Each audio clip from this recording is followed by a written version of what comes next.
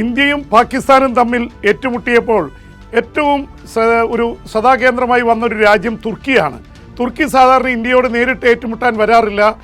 പാകിസ്ഥാനെ എല്ലാ കാലത്തും പിന്തുണയുണ്ടായിരുന്നത് ചൈനയും അമേരിക്കയായിരുന്നു. പക്ഷെ അമേരിക്ക പാകിസ്ഥാനെ കൈവിടുകയും അവർക്ക് ആയുധങ്ങൾ കൊടുക്കുന്നത് നിർത്തുകയും ചെയ്തിരുന്നു. പക്ഷെ ഇത്തവണ പാകിസ്ഥാന് ഡ്രോണുകൾ നൽകിയത് തുർക്കിയാണ്.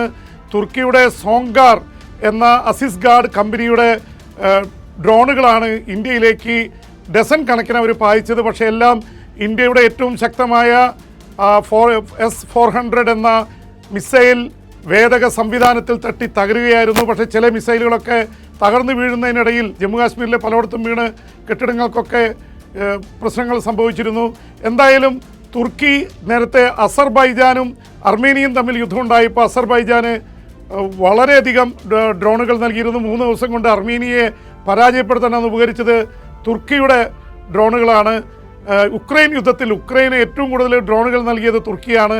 മുസ്ലിം രാജ്യങ്ങൾക്ക് പ്രത്യേകിച്ച് ഡ്രോണുകൾ നൽകുന്ന ഒരു സംവിധാനം തുർക്കി ആരംഭിച്ചിരിക്കുന്നത്. തുർക്കിക്ക് മുസ്ലിം രാജ്യങ്ങളുടെ തലപ്പത്ത് വരാൻ ആഗ്രഹമുണ്ട്. ഇപ്പോൾ സൗദി അറേബ്യയും അതുപോലെയുള്ള UAE ഒക്കെ അലങ്കരിക്കുന്ന സ്ഥാനം തങ്ങൾക്ക് വേണം.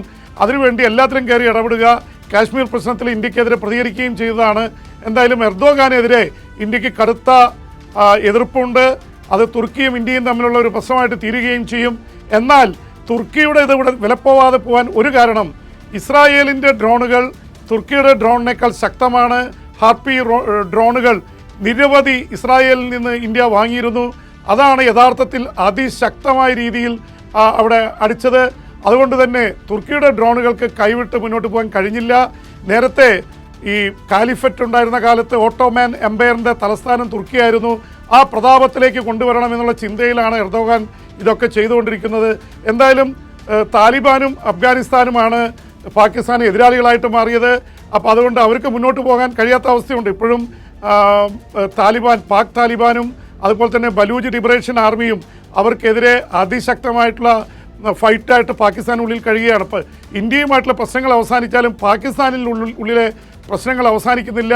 ഇമ്രാൻഖാൻ ജയിലിൽ കിടക്കുകയാണ്. ജയിലിൽ നിന്ന് ഇമ്രാൻഖാൻ പുറത്തു വരുന്ന ഒരു അവസ്ഥയ്ക്ക് വേണ്ടിയാണ് അവർ ശ്രമിക്കുന്നത്. പ്രതിപക്ഷം പ്രക്ഷോഭത്തിനിറങ്ങും. എന്തായാലും പാകിസ്ഥാനെ സംബന്ധിച്ചിടത്തോളം യുദ്ധം തീർന്നാലും പ്രശ്നങ്ങൾ തീരില്ല എന്നുള്ള കാര്യത്തിൽ യാതൊരു സംശയമില്ല. എന്തായാലും തുർക്കിയെ കൈപ്പിടിച്ചും ചൈനയുടെ 80% ആയുധങ്ങൾ വാങ്ങിയുമാണ് പാകിസ്ഥാൻ പിടിച്ചു നിൽപ്പിന് ശ്രമിക്കുന്നത്. പക്ഷേ ഇന്ത്യയുടെ ആയുധ ശേഖരമൊക്കെ വെച്ച് നോക്കുമ്പോൾ യുദ്ധവിമാനങ്ങൾ, അതുപോലെ സൈന്യത്തിൻ്റെ എണ്ണം, നാവിയുടെ എണ്ണം, എയർഫോഴ്സിൻ്റെ എണ്ണം വെച്ച് നോക്കുമ്പോൾ ഒരു തരത്തിലും മുന്നോട്ട് പോകാൻ പാകിസ്ഥാന് കഴിയുമായിരുന്നില്ല.